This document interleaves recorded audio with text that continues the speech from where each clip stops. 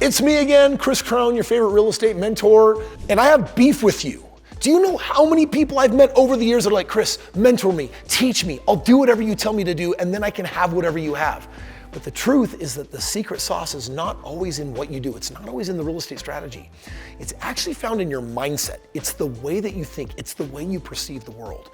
So today I'm gonna mix it up. Instead of just teaching you the strategies of building wealth, today I wanna share with you 3 character principles that you wanna develop that will help you amplify your wealth. It's crazy. Everyone wants to know, how'd you do it, Kris? And I'm like, oh, I could sit here and say, well, I was broke and I was poor and then I house hacked, right? I took 14 months, I saved up $3,300 and I used it as a 3% down payment on a house, and then I took a huge risk a year later where I actually borrowed equity out of the first home. I used it to buy the second home, then I used the equity in the second home to buy the third. And you're gonna be like writing down the strategy and how I did it. And yet, we're overlooking the most important part of why I became successful. And it is not my strategy. It's not what I did. It was how I was actually thinking. Like if we back up on that same story, when I started investing in real estate, I was afraid. I was scared of messing up. I was scared of doing it wrong. After I bought my first house, my wife was really nervous to buy the second house, so it took courage to buy that second property. In other words, what really built my wealth had a lot more to do with my character that I was developing. Choices of who I wanted to be as a human being, not necessarily what I did. And both are critical, both are important. These are 3 characteristics in your soul that are gonna help you achieve long-term wealth. The first principle that I wanna talk about is delayed gratification. Now you might understand this word as patience, but the reason why I'm bringing it up is because a lot of people will hear my story that I've worked on for the last 20 years, and when I tell the story in 5 minutes or an hour, it's like, wow, that all happened so fast.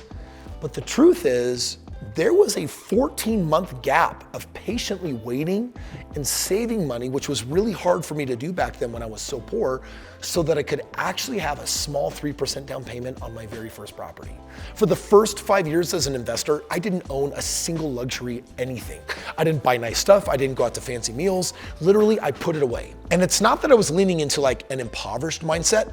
I was actually making the choice of wanting a better tomorrow by sacrificing some of the shiny things today.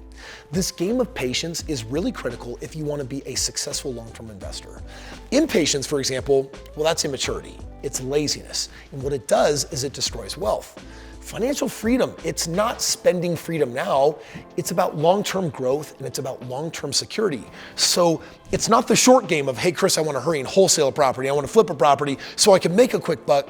That's not bad, but if all you do is ever play a short game and not get into the long game, you could wake up 20 years from now as a successful investor and still have nothing because you weren't patiently playing the long game along the way. When I bought my very first house, I bought this tiny little bungalow. It had a basement apartment, and this thing was a wreck. Like it had cat urine and dog feces, and literally I had to repaint and clean it up, and it smelled like smoking interior. The white walls were all stained nicotine yellow. Like it was just a mess.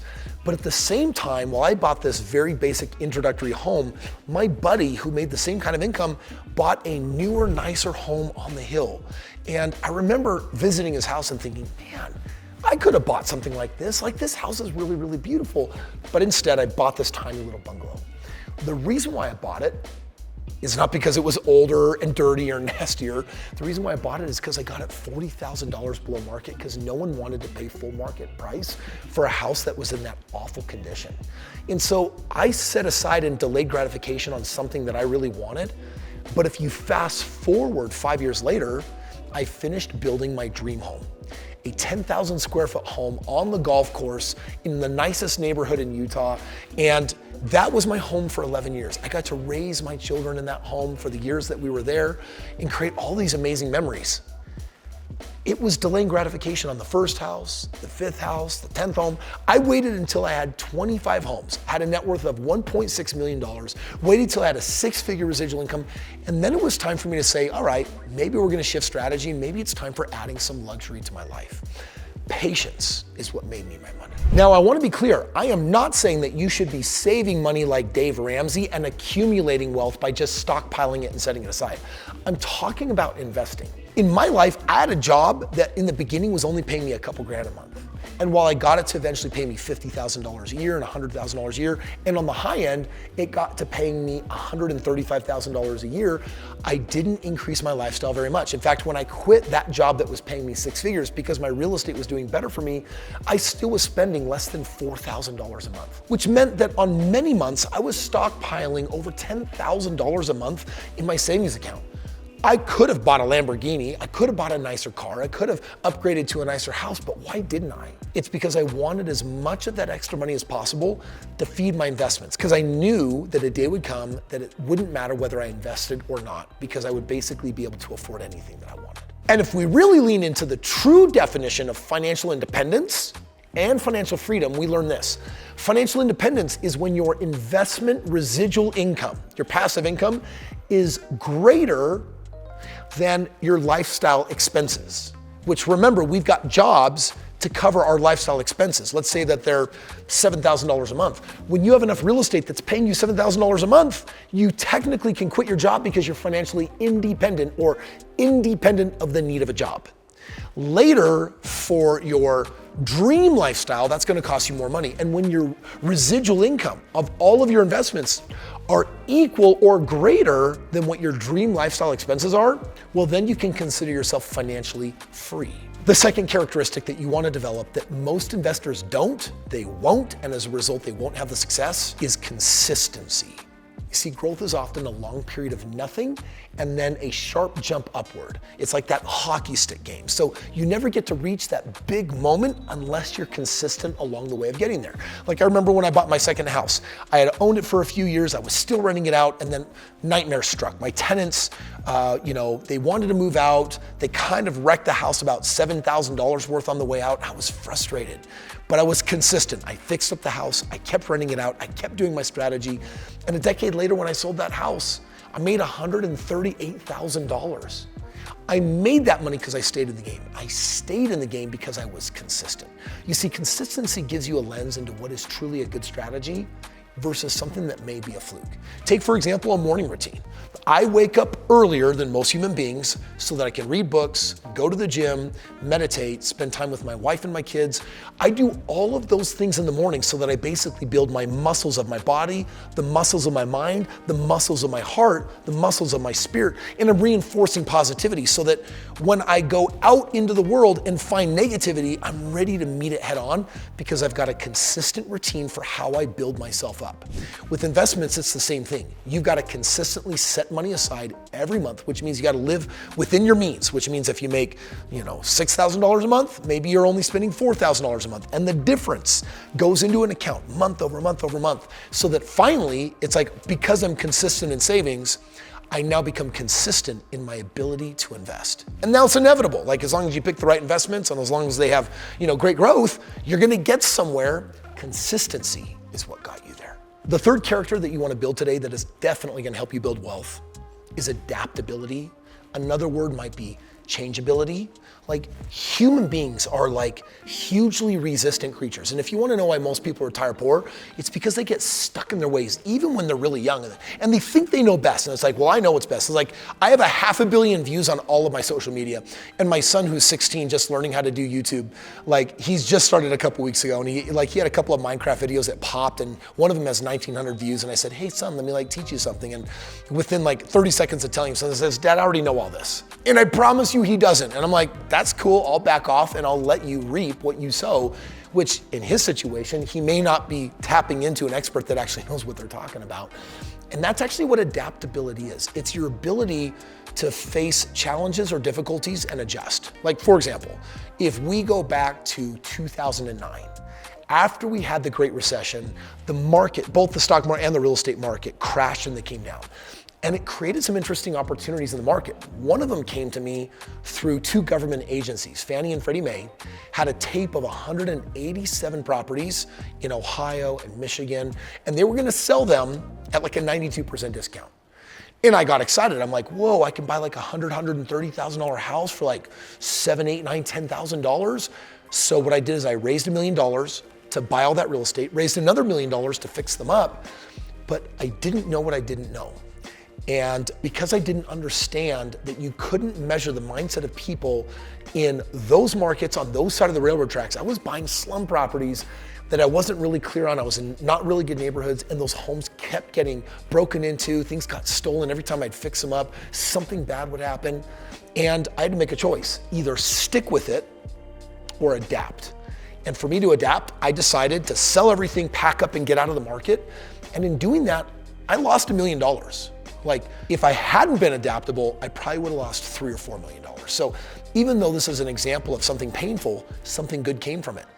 I had learned then on the opposite end how to go to the top 5 markets around the nation and literally buy the very best real estate. And in the last decade, from that awful experience, I'm now averaging a 60% annual ROI. I'm kicking the trash out of 401ks, IRAs. I'm helping people build way better financial futures because my bad experience in real estate and my adaptability allowed me to change and adapt into the best market locations. And as a result, me and my investors, I have 2,000 investors, we're now crushing it in the game of real estate together. Adaptability is that when something undesirable shows up, it could be a neighbor that's mad at you or an unwanted bill or a curveball in your business. When something comes at you, you can either be in denial, which is what most people do, and resist it and just kind of live with this situation. That's what happened during COVID. A lot of people didn't change fast enough, and then bankruptcies went through the roof and people lost their businesses because they thought maybe it'll last for a week or two. They didn't know it was gonna last as long as it did. They didn't adapt, and if you don't adapt, you die. I mean, that is Darwinian theory, right? Survival of the fittest. Those that adapt the best have the most success at surviving and even thriving. Bottom line is, if you become too rigid in your thinking, you're gonna break the easiest. The world of wealth is not chess, it's jazz. You gotta find your rhythm in a changing environment, and that's what's gonna be critical. Always be furthering your education because you're never gonna know too much. You can know too little. And remember, the most dangerous information is what you don't know, and what you don't know can kill you. And what I'm about to say you may not like, but we still have most of our country stuck in really old, unadapted thinking.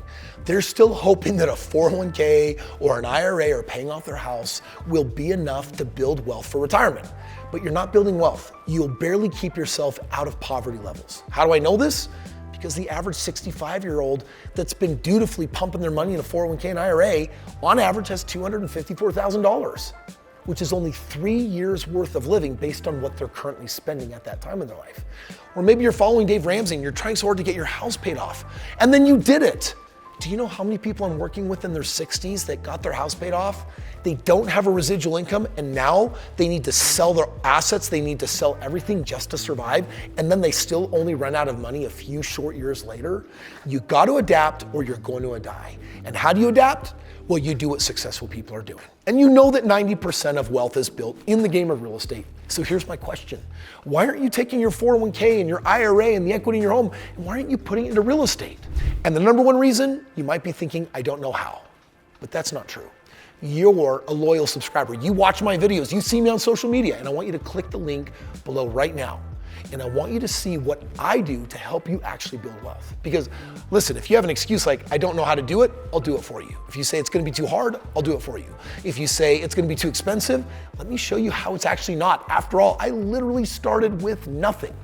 You see, the gold is in the dirt. It's pushing through the long and boring periods when consistency, patience, and adaptability ultimately blossom into what you desire. But along the way, you're gonna have to change the things that aren't working. So get rid of the 401ks, get rid of the IRAs, get rid of the equity in your house, and turn it into real lasting wealth. Click the link below, get with me and my team, and let me show you how one rental in 20 years could potentially turn into $12 million, or in other words, $300,000 of residual income.